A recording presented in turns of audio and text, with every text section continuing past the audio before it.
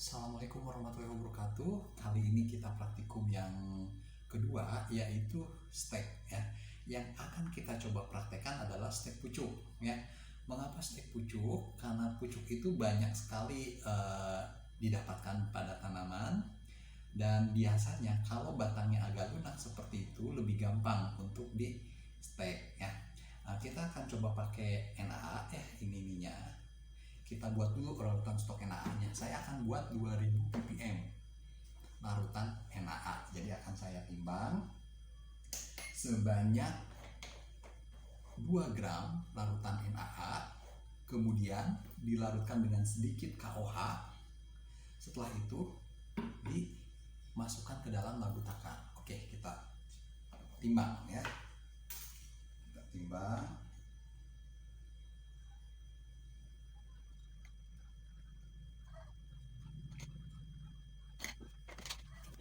Timbang larutan NaA-nya ya. Ya, seperti ini ya. Setelah ditimbang, kita larutkan dulu, masukkan ke dalam botol. Kita larutkan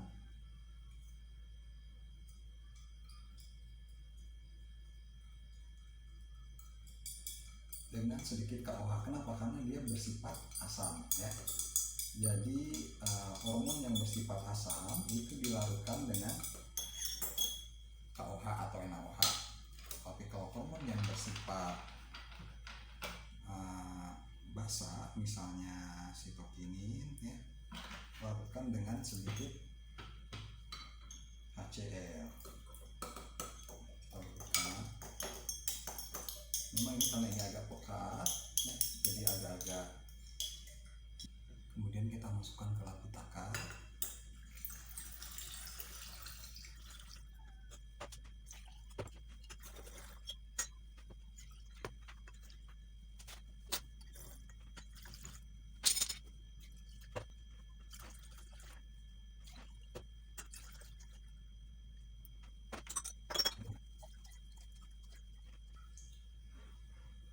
Setelah itu baru kita masukkan ke dalam botol untuk disimpan.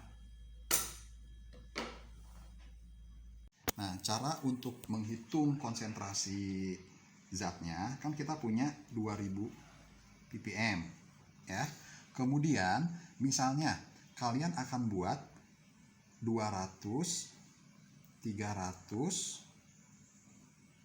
400 ppm. Jadi bagaimana caranya? Nah, pakai rumus V1 kali C1 sama dengan V2 kali C2 ya. Kita akan buat tadi 100 mili. Berarti masukkan ke rumusnya V1 itu yang dicari karena konsentrasi dari larutan stok.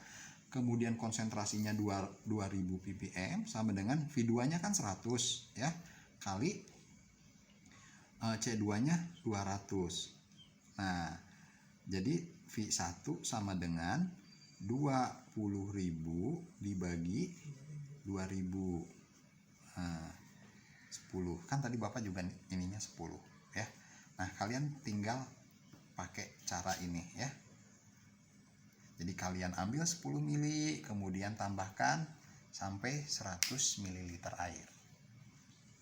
Nah, untuk media tanamnya kita akan coba pakai busa basah ya. Ada juga yang ngomongnya oasis ya, disebut oasis.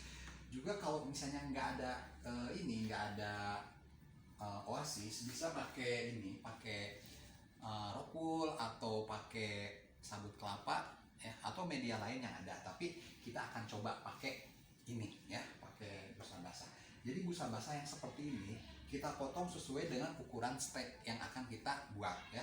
Kali ini saya coba potongnya 2 cm x 2 cm ya. Jadi nanti ini pakai penggaris, dipotong sekitar 2 cm. Nah, nanti seperti ini, dan kita potong-potong lagi seperti ini. Nah, barulah dipotong-potong seperti dadu seperti ini. Nah, setelah ini baru kita rendam dengan larutan hormon kat. Tadi kita sudah buat 2000 ppm, kita akan encerkan ya. Jadi kalau 2000 ppm berarti dalam 1 ml ini mengandung 2 mg ya. Kita akan buat larutan ini larutan untuk perlakuan sekitar ini ya 200 ppm. Jadi kalau 200 ppm saya ngambil 10 mili dari larutan stok hormon yang tadi kita buat. Oke, 10 mili, kemudian kita masukkan ke sini. Nah, kemudian tambahkan air sampai 100 mili. Oke, ini ke bawah. Sebenarnya kalau misalnya untuk skala rumah tangga nggak usah terlalu strike karena kan nggak ini amat gitu ya, nggak ngaruh amat. Nah, kemudian kita aduk-aduk. Nah, potongan Oasis tadi itu kita rendam dengan larutan yang telah kita buat ya. Jadi nanti kita kasih tanda ini 200 ppm. Nah, kita rendam dulu sampai basah. Nah, setelah ini kita akan panen tunasnya. Oke, kita akan ngambil tunas ya. Tunas yang dianjurkan adalah tunas yang dorman ya. Apa sih tunas yang dorman? Kita lihat ya. Oke, kita akan tunjukkan seperti apa sih tunas yang dorman dan tunas yang tidak dorman.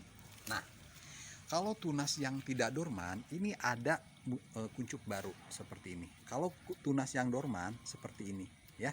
Jadi nanti kalau misalnya coba tanaman buah ataupun tanaman yang lain ya seperti ini yang kita pilih. Ya, jadi ada calon tunasnya tapi tunasnya tidak berkembang ya. Nah, ini contohnya yang dorman. Setelah kita panen propagunya, bagian bawahnya kita buang ya. Nah, biasanya dua bagian atas ini kita potong untuk mengurangi penguapan ya, potong seperti ini. Kemudian bagian bawahnya diruncingkan. Nah, saya akan bandingkan yang dikasih perlakuan hormon dengan yang tidak menggunakan hormon ya. Nah, jadi busa basah yang memang sudah basah kita tancapkan propagunya di sini. Setelah itu kita simpan di wadah ya, bisa aja misalnya botol bekas atau toples. Setelah ini setelah ditaruh di situ kita tutup untuk mengurangi penguapan. Kita tutup dan kita rekatkan dengan karet ya. Jadi oke, setelah kita panen tunas atau pucuk dorman yang jadi propagunya, bagian daun yang bawah itu kita buang.